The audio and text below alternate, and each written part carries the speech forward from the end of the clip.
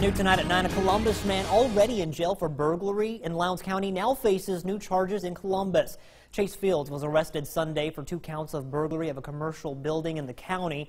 When deputies arrested Fields, police say he had possession of a credit card, checkbook, and a gun taken from a dentist office in Columbus. Fields is also accused of taking a vehicle from American Glass. Fields is now charged in the city with 3 counts of burglary of a business, felony taking of a motor vehicle, and possession of a firearm by a convicted felon. Well, fans lined up at Bryant Field this evening to meet Mississippi State's new head football coach. WCBI's Quentin Smith has more from Bulldog Nation. When the Mississippi State Bulldogs take the field this season, for the first time in nearly a decade, there's going to be a new top dog at the helm, Coach Joe Moorhead. I think everybody's really excited. I think people are, looking at this as a new opportunity. Social media has been blowing up. I've been hearing nothing but good things about Moorhead. I have not seen anything bad yet. And people, every time I ask someone about it, they are excited. They are ready for the football season to start next year. Moorhead spent the past 2 seasons as the offensive coordinator at Penn State University. He's known to be an offensive guru, and fans think he has what it takes to lift the Bulldogs to new heights. I think he'll be able to utilize Fitzgerald more and utilize the receivers more. We'll definitely get some more recruits, I think, because of what he's done in the past. And I feel like that adds a new dynamic, really, to what we have, because I actually looked up and read Moorhead's stats. And offensive coach, he got the offensive award, last year. The guy's a good offensive guy, and I feel at Mississippi State we need more offense, so I feel like he adds a new dynamic. For many fans, they admit the new ball coach does have big shoes to fill. Excitement levels, I feel like, has been pretty high. I think a lot of people are also kind of a little upset at Dan Mullen, which is fair because we have such a family environment. We're kind of how dare he leave the family. However, fans say they're ready to turn that page and look forward to a new chapter of Bulldog football. And although Moorhead has yet to put on his whistle and coach the Bulldogs, students and fans are confident the school chose the right guy for the job. I do think he'll have a challenge coming here, but he's coached a lot of All-Americans, and he's also won a lot of games, and he's turned Penn State program around, and I think that he'll keep us going up, and hopefully we can beat Alabama, LSU, the biggest teams in the SEC right now. Before Penn State, Moorhead was the head coach of his alma mater, Fordham University. His first press conference is scheduled for tomorrow morning at 10. Time now to get a first look at our forecast with meteorologist Amanda Reynolds. Good evening, Amanda. Good evening there, Scott. It was a beautiful, almost summer-like afternoon. Most of us climbed into the low 70s, where we were treated to this gorgeous sunset with just a few of those puffy little cumulus clouds, as pictured sent in by Kylie Kirk down in Louisville. Right now, we've cooled off a little bit. We're down into the low 50s, and we won't go too much farther overnight. Tonight, we'll drop down. We'll be in the low 50s, and the clouds will continue to fill in. Can't rule out the chance of a brief shower or two, but we'll see some changes in the forecast going into next week. Your full forecast right after the break. Well, new details tonight after dozens were exposed to carbon monoxide yesterday at Mississippi University for Women. 41 students were taken to the hospital after what school officials are calling a boiler misfire. School President Dr. Jim Borsig says technicians are examining the boilers on campus, and mechanical engineers are inspecting Kincannon Hall to make sure all of the carbon monoxide has been cleared out. As of tonight, there were no carbon monoxide levels. More than 100 students have been housed off campus due to that incident. The 3 boilers that I described have open flames, and so that's a more likely source of carbon monoxide release. We're in the process of installing carbon monoxide detectors on those 3 as we speak. I'm not sure where we are. We've issued the order to get that done. We will have carbon monoxide detectors in place before bedtime today. The university is running shuttle buses to help students who are housed off campus to get to and from classes. Students are expected to be able to start moving back in tomorrow. One, you can come down here and turn yourself in that time. We'll bring you through booking. You'll get fingerprinted. You hear that there? That's part of an ongoing phone scam the Lowndes County Sheriff's Office is warning people about. It started last week, and the scammer states that a warrant is issued for your arrest for not showing up for jury duty. Well, the scammer then gives instructions on where to purchase a verification card and have money put on it to post your bail that doesn't really exist. Chief Deputy Mark Miley says several people have fallen victim to this scam. Anybody asks you to go to a local business and get cards or get a money order and stuff like that, you know, there's something up with it. That's not, like I said, that's not the way we do business. We're not going to do business like that. And, you know, we certainly don't do warrants like that. Chief Deputy Miley says the scam appears to be targeting elderly people. The Sheriff's Department urges before you ever send money to anyone, make sure you know that it's a real organization. If you're up for all things Christmas, we're taking you to an elementary winter wonderland when we come back.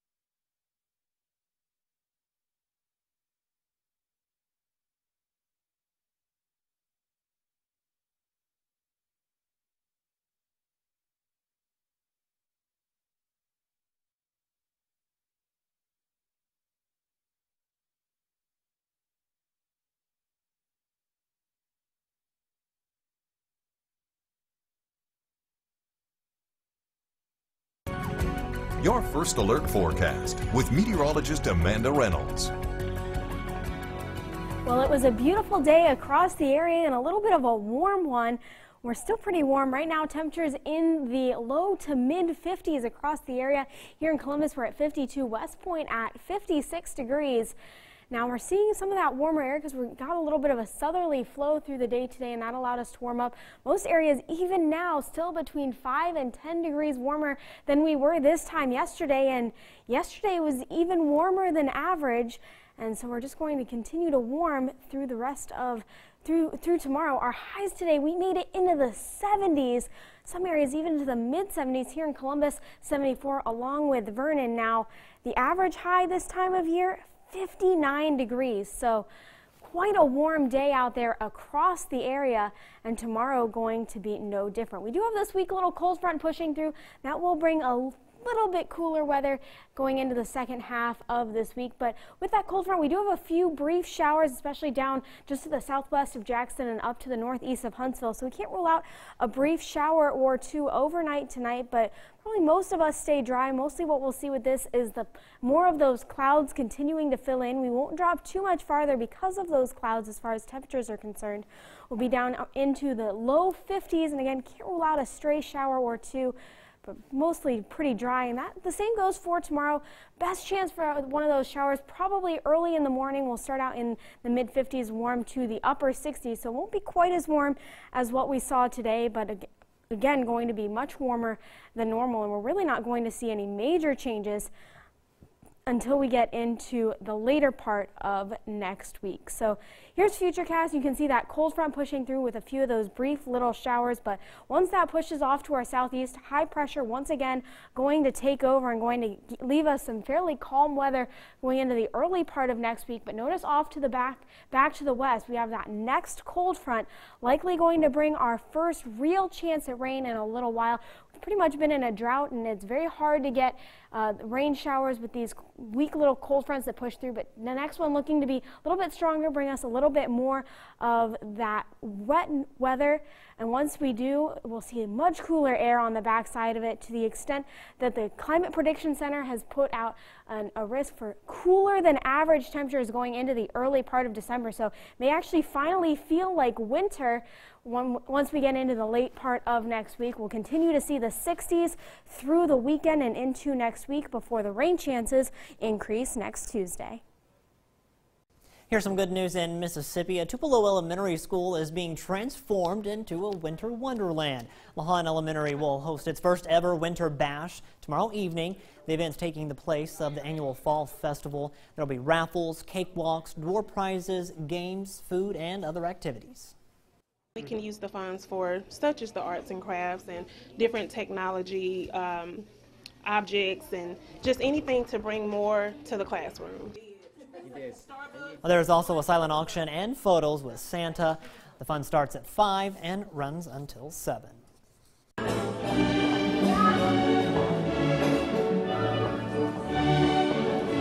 Well, you don't want to miss this weekend's performance of the Nutcracker by the Tupelo Ballet Performers. This is the 35th year for the classic Christmas production. 160 dancers from first grade up to high school seniors will line the stage. The show will be Saturday afternoon and evening at the Performing Arts Center at Tupelo High School. The kiddos are having fun decorating the Christmas tree in downtown West Point. Kids from schools and daycares are getting taken up in a bucket truck to make sure the big tree is colored up in decorations. They'll be back out at it at 8:30 in the morning to put on the finishing touches.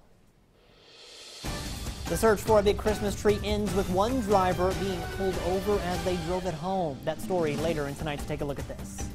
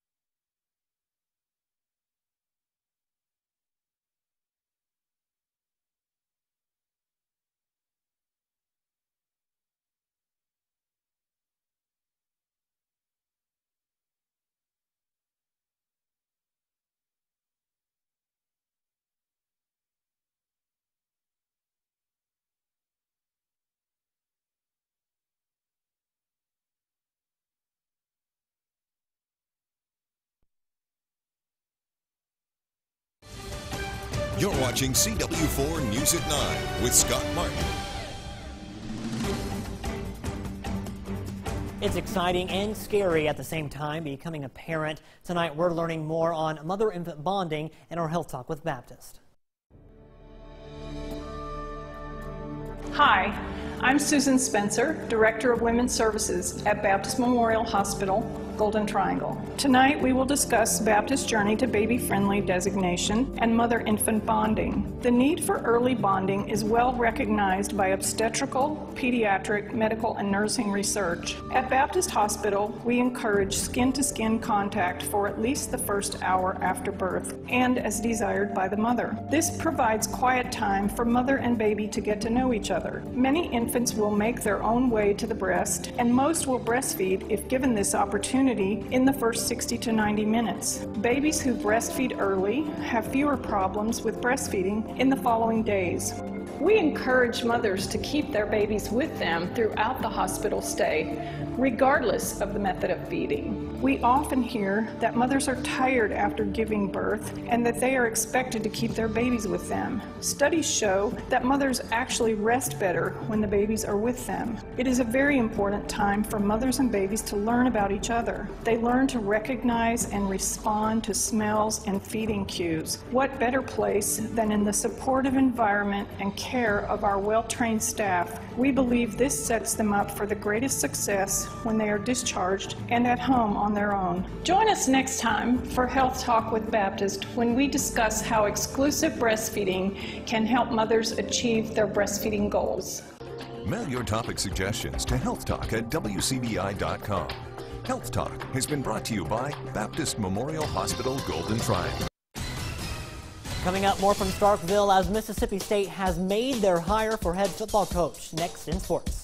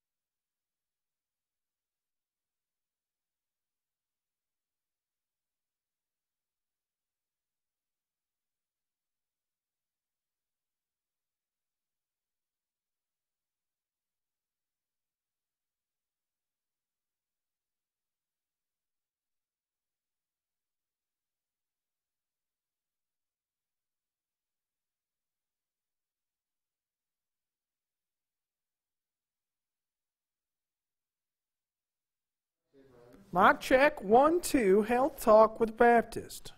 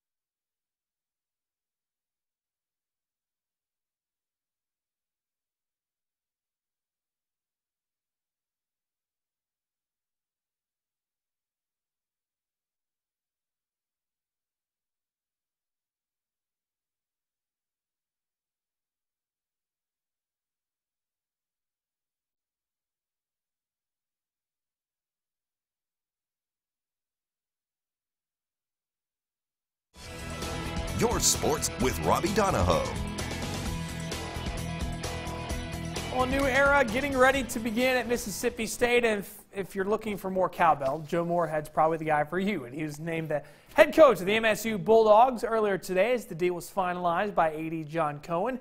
And earlier today, Moorhead arrived in Starkville at the Bryan Airport, the George M. Bryan Airport, a little after 4 o'clock local time. A large base of Bulldog fans there to greet the new MSU head man. He was supposed to go straight to the van and head on to campus, but instead he wanted to take time to visit with all the fans, from what we heard, so that was great to see. Moorhead comes to Starkville from Penn State, where he was the offensive coordinator of the Nittany Lions the last 2 seasons. Now, he really revolutionized the Penn State offense, taking a really struggling unit in 2015 to a top 20 scoring offense in 2016 and 2017. And he's got a good chance to do so again when he takes over as head coach at Mississippi State. And yeah, there's no animosity towards Dan Mullen. There's only a sign that says Dan Who there, so whatever. Either way. Here's other details on Joe Moorhead being at Mississippi State. He'll be introduced at a press conference tomorrow morning at 10 o'clock at the Leo Seal Football Complex. That press conference is open to the public.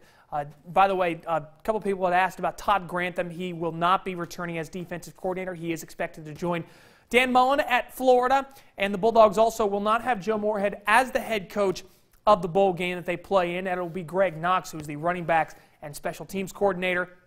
But we expect Moorhead to be at the game and watching the game, following the game, but it'll be a limited coaching staff that will take the Bulldogs into that bowl game, and as you know by now, it'll be Keaton Thompson being the starting quarterback of that game, and not Nick Fitzgerald as he recovers from ankle surgery. And Mr. Moorhead got his first look at the Davis Wade Stadium football field and feel of the field, as our good friend Bob Carskadden posted this picture on Twitter, taking it all in at midfield as looks like he's enjoying his new stomping ground. As you probably know, State College, Pennsylvania is not a massive town. Our Amanda can sort of attest to that. So Starkville State College, very similar the way they are. So yeah, so he should fit in just fine here in Starkville. We'll have much more coming up at 10. That's it for sports. Last Look Forecast is next.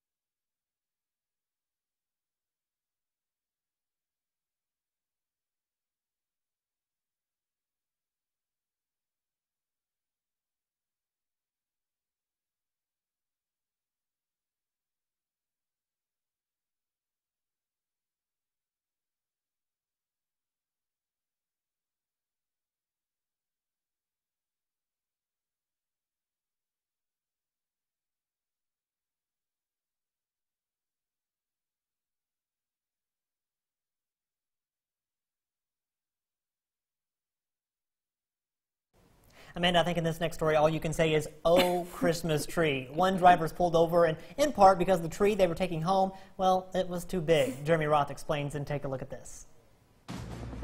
This New Zealand police recruitment video is the stuff of Hollywood blockbusters. And the stuff of comedy gold. We want New Zealand to be the safest country in the world. But we can't do it without your help. Over 70 real cops and top brass were used to make the already viral video. Not to mention police dogs, police cats, helicopters, and scuba divers. Oh, and this guy, who's actually internet star William Cribb, doing whatever this is. The video is already working its promotional magic. It's racked up more than 4 million views on Facebook alone. So what's holding you back? Oh, it's just a tie tied to my waist with a bit of rope. Yeah, I didn't mean it that literally. I was just asking the question. It's a great showcase for the zeal and zaniness of New Zealand's finest. Police in Sudbury, Massachusetts posted a picture on Facebook of a vehicle they pulled over with a Christmas tree on top so big it would make Clark W. Griswold jealous. The vehicle was stopped about 25 miles west of Boston. The tree clearly covers the entire car and even hangs off both sides. Police on Facebook reminded people to transport holiday trees responsibly. It's unclear if the driver was cited. What's also unclear is where the driver planned to put a tree that big. So take a look at this. I'm Jeremy Roth. Looks great. Little full, a lot of sap.